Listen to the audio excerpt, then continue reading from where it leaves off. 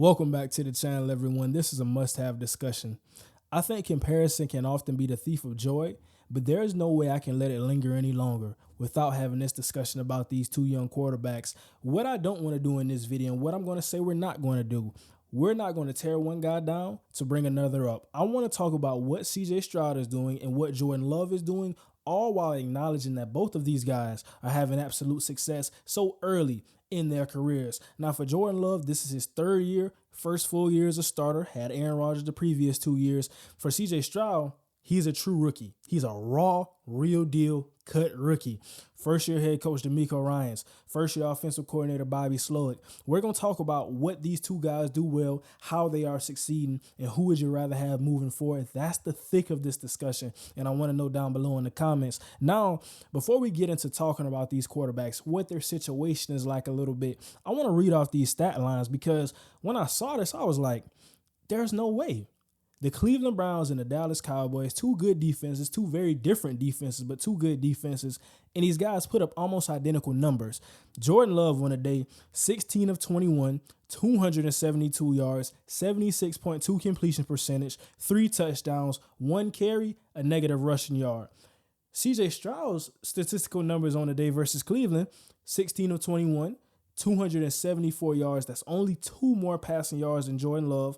3 touchdowns, which is the same. 1 carry for 1 rushing yard, which is 2 more than what Jordan Love had. So we look at this and say, okay, that's already weird. Weird within itself talking about that. But I think you look at these two guys, and a lot of people just want to get the quarterback thing right. I think these are two teams who did get it right, but I want to say as a disclaimer and preface all of this by saying, you can't really replicate what these two teams are doing. I said this exactly in my Houston Texans recap video after the game versus Cleveland. The quarterback is a big piece of the puzzle, but you have to have those other pieces around it. If I just give you a big chunk of the puzzle, obviously you can probably try to figure it out, but you have to have those little pieces. And really, the little pieces that think about solving a puzzle for a little bit. You have the big chunk, which obviously tells you a large chunk of the puzzle, how you solve it. But those little pieces, aren't they harder to solve in the puzzle? That's what we see with the situation with Jordan Love and CJ Stroud. They have those little pieces figured out. And I think Bryce Young has caught the ugly end of this thing. I'm not out on Bryce Young. I'll be the first to say it. When a lot of people say, okay, Carolina got it wrong, I'm not doing that. The situation that Bryce Young has in Carolina is not fit for a young quarterback or probably any quarterback right now. So we have to see what the offseason looks like. We have to see who the head coach is that they bring in there. What are they going to do moving forward? I'm not out on Bryce, but talking about both of those guys' situations and CJ and Jordan Love, I'm looking at Jordan Love's situation, and this is what I talked about. You have that plethora of young receivers. Bo Melton, Romeo Dobbs.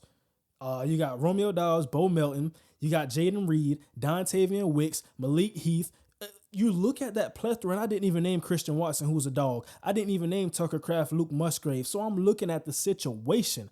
Matt LaFleur, the situation, the offensive guru in the game of football, the running back. Aaron Jones has ran for over 100 yards in his past 4 games. Jordan Love has that. When you put that football in the belly of your running back, these linebackers, these pass rushers, they're respecting that. That within itself says a lot about how Jordan Love has been able to succeed and what he can do himself. When you're able to read these defenses, when you're able to make these throws off platform, different arm angles, you're a guy with the accuracy, with the poise. These two guys, they don't know what they don't know just yet. There's no pressure. There's no guys telling them this in the media. There's no agenda being pushed about Jordan Love. There's no agenda being pushed about CJ Stroud. There's no pressure. A lot of people are saying these two young guys are playing great, but if they struggle in the next football game, nobody's going to say anything. Going over the CJ Stroud situation, DeMeco Ryans, excellent defensive mind in the game of football. Bobby Slowick, first-year coordinator, maybe a head coach next year just because of the job he's done. We saw those play calls. He was going blow for blow with Kevin Stefanski, but I think you look at some of those receivers. The most critical thing about this, they're doing all of this with no Tank Dell. Route running extraordinaire, guy out of Houston, 3rd round pick, of course, out of Houston, playing for the Houston Texans. But I think even if he was there, just imagine how much better this offense would and could be. That guy's a dog, Nico Collins. Now, I think a lot of people will say CJ Stroud has made these guys better, and of course, But it's one of those things where I help you a little bit, you help me a little bit. Nico Collins ran a 4.45 coming out of college, had the size profile. We knew if he could put it all together, some of the things that he had on tape, if he could fix some of those things with a competent quarterback that can get him the football accurately and consistently down the football field, it was all there. So I think with that being said, I look at, okay, even though Dameon Pierce has had a sophomore slump, Devin Singletary has stepped in and he's done the job seamlessly. The offensive line, Laramie Tunsil, Shaq Mason, some of those guys there. Juice Struggs out of Penn State stepping up as a rookie on that offensive line. Even the Green Bay Packers offensive line. Those guys have stepped up for a guy like Jordan Love, and it helps when you can run the football. So I'm looking at those two situations, and now that all gets me to the question where I want to say, who would you rather take moving forward? What situation would you rather take moving forward? Do you go situation? Okay, maybe you like a little more with Green Bay, some of the pieces they have on defense. Okay, maybe you like the draft capital for Houston, some of the things there. Or do you want to go quarterback? I mean, if you go quarterback, obviously CJ Stroud, he's a rookie, so he's a little younger. Jordan Love, he's third year. Actually, I want to double check this. Yeah, CJ Stroud, he's 3 years younger than Jordan Love. So that's one thing when you have the age factor, but he's still a quarterback. We know these guys play a little longer than any other position in the NFL. For me, when it comes down to it, I think Jordan Love, what he does well is the ability to throw off platform with those different arm angles. He seriously looks like Aaron Rodgers throwing a football. I'm not saying he's Aaron Rodgers. I'm not saying he needs a gold jacket right now, but that's what it looks like. That's it. You see it every day in practice. You see it in the film room. You hear a guy and Aaron Rodgers telling you, okay, this is how I do this. This is how I do this, but remain accurate. Remain my same velocity on the throw. Even though I'm not really planting my foot and throwing with my full throwing motion, I still can gather up enough power to get an accurate throw. So I think when I look at that, I say, okay, for CJ Stroud, he's a rookie. He has a lot of things going for him. For me, when I look at CJ Stroud, it comes down to the pocket presence and the accuracy.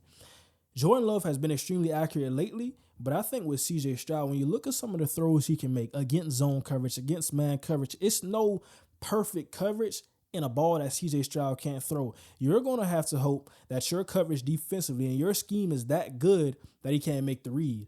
But, of course, this is a guy who can read coverages, both of them. You look at in those situations, I can still throw it. I can still throw with anticipation. I have the arm talent to push the football down the field. That's both of these guys. It's truly a hard conversation when you have it. I think if you're a Packers fan, of course you're gonna go with your guy. If you're a Texans fan, of course you're gonna go with your guy. But truthfully, non-biased, having an open-minded, honest conversation, who would you take? I'm looking at both of these guys, and I think for me right now, there's a couple of things I like a little more about CJ Stroud. We're going to have the film breakdowns coming out. Hopefully these guys, who knows what the ceiling is? Who knows how long they'll be in the playoffs? But I'm working on a CJ Stroud film breakdown, and I'll get that out to you. It's a tough one. It's a tough one. I don't even want to end this video with saying like who's who or what's what. Even thinking about CJ Stroud, he missed 2 games. I'm looking at what Jordan Love was able to do. Some of his weapons missed games. 32 touchdowns on the season to 11 interceptions for Love, 23 touchdowns to 5 interceptions for Stroud. It's a truly hard conversation. But I think right now with some of the things I look at with CJ Stroud, the poise, the moxie, and really the pocket presence, what he does in the pocket. And this was one thing I talked about a couple of weeks ago. When he can be in the pocket and step into the pocket, the way he moves around. Understanding those things, understanding where the pressure is coming from. And like I said, Love can do this as well. You can't really blitz Jordan Love. You can't really play man coverage against Jordan Love because he knows where he wants to go with the football and he's decisive. He's not second guessing, pushing the football down the football field. And you look at that. But with CJ, of course, he doesn't turn the ball over as much. He's a little more careful. And also, he's gotten lucky on some interceptions that just got dropped. But I'm going to go with CJ. I want to know what you guys think down below in the comments. This is a very good discussion. I'm not taking anything away from either of these quarterbacks. They're both playing exceptional. They're both young guys who will be in the NFL, and we're going to see them for the next 5, 10, 15 years, hopefully barring health. Thank you for watching as always. Don't forget to like, comment, and subscribe. That's going to do it for today. And now, we out.